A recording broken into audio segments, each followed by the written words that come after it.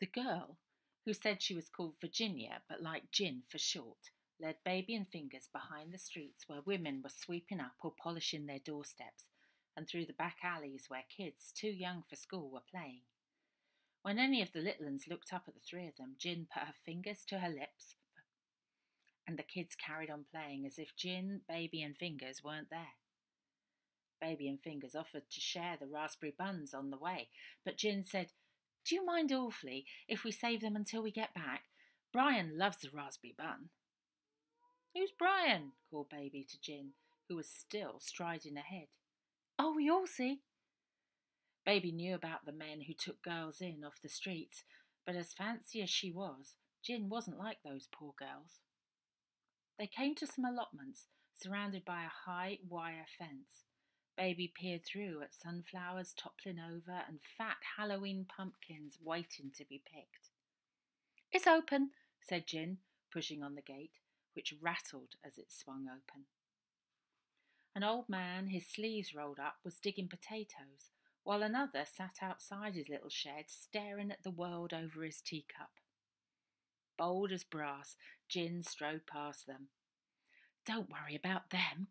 They're friends of old Abel's." "Who's old Abel?" Baby's skin prickled. First Brian, and now old Abel. But Gin marched on.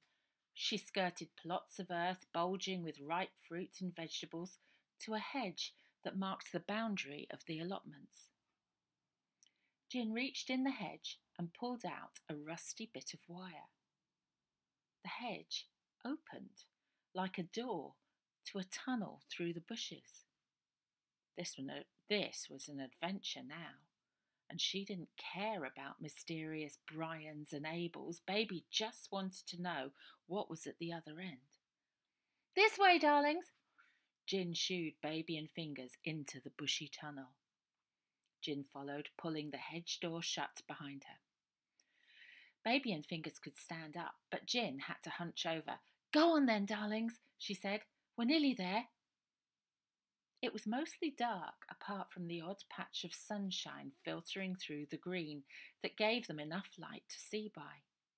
The tunnel smelled healthy, of the earth, of things growing, and the ground was soft and bouncy, thick with moss. After only a few steps, daylight glowed yellow again, and they came out into a little glade warm with the afternoon sun. Brambles tangled with ivy grew amongst the trees that surrounded them. It looked cosy enough now, but what about at night? Baby heard tapping like a coin on a window. Gin rooted through the ivy, which trailed like her feather boa. Tap, tap, tap. There it was again. Through a gap in the leaves, Baby saw a girl's face. There had been a door in the hedge, now a window in the bushes. The window girl's eyebrows were hopeful, and her mouth a little bit open in a smile. But when Baby looked more carefully, she saw that the brambles and ivy covered more than a window. Through the leaves, Baby made out the wheels and windows of a railway carriage, much older than the sort they'd left London in. Ta-da! Gin swept the trails of ivy to one side to reveal a broken nameplate and a door. "The Lillie," she read. "Welcome, darlings," and she shooed them in. Baby and Fingers stepped into a long, thin room where sunlight strained through a row of leafy windows. Piles of teetering books sat on cupboards that ran the length of the carriage to a door at the far end with WC on it. Baby was pleased. Having an indoor toilet was proper luxury. Actually, having a toilet at all. Sitting at a round table under a huge lamp hanging from the ceiling was the girl from the window. She clapped her hands and smiled at Gin. The twinkle in her eyes reminded Baby of Moll, but this girl's eyes were different. They were full of wonder. Her hair was clipped to one side with a silk flower that looked like it came off Gin's dress. She wore trousers and a man's shirt, only half tucked in, and rolled up at the sleeves. Gin turned to the girl at the table. "Brian, darling, these are our guests. Have we got any sandwiches for them?" The girl scurried to one of the cupboards and took out a mountainous plate covered by a checkered cloth. "Corned beef?" asked Gin. Brian nodded and explained, "They're my favourite." "Which is lucky," said Gin, flopping into one of the two armchairs by a stove, "because it's all I can pinch at the moment." She kicked off her shoes, stretched her legs out on the rug, and wiggled her toes in the dappled sunlight pouring through the open door. "Sit down, darlings." Brian poured some lemon barley into a jug, filled it up with water at a white sink next to the toilet door, and put it on the round table with the sandwiches. Baby and Fingers pulled out a chair each and sat down. "We have bramble jam too," explained Brian, "but I am saving that to take to my dad." "Good job we've got the raspberry buns then," said Baby, and she nudged Fingers, who only a bit reluctantly plonked the bag on the table. A train rumbled in the distance. Its whistle blew as the rumbling chuntering got louder and louder, as it would coming into a station. Baby resisted the urge to run because logic told her that trains ran on railway tracks, and in spite of them being in a railway carriage, she hadn't seen any railway tracks on her way in. "Oh, you'll get used to that, darling," called Gin, and she waved an arm vaguely in the direction of the noise. 12:21 to Portsmouth, by the way." So, to regular trunterings, rumbles, and whistles from the railway, the four of them ate and drank, while Brian's smile got wider and wider. They spent the afternoon learning what they needed to know about each other. Gin and Brian learned about Sophie the Goldilocks girl from Baby and their plan for America from Fingers. Baby and Fingers learned that the Lillie was sort of Brian's dad's place because he was looking after it for a friend who was indisposed, and now he too was similarly indisposed with said friend up at the lunatic asylum. Jim was sure that the only lunatics up there were the staff. Gin was looking after Brian for him, which killed two birds with one stone, she said, because she needed a place to stay, having been expelled from school again.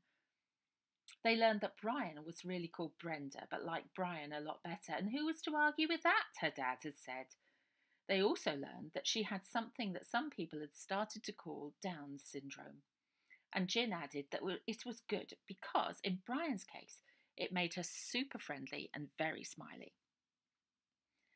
When it got dark, Baby and Fingers also learned how nice it was to light the stove, put some soup on to warm and drink it from mugs, wriggling their toes in front of the fire.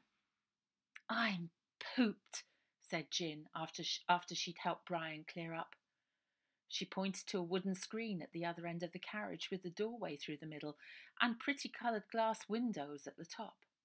A bit like in a church. "We sleep in there. There's plenty of room." Gin peeled off her holy tights. Brian helped her with the zip fastener at the back of her dress, and in some flimsy underwear, the likes of which Baby had never seen before, Gin staggered to the doorway in the screen and collapsed. Baby rushed to see that she was all right, while Brian giggled behind her hand. Behind the screen, the floor was covered in mattresses, where blankets, quilts, and pillows of all colours and patterns were piled up in heaps. Baby wanted to take a running jump at them.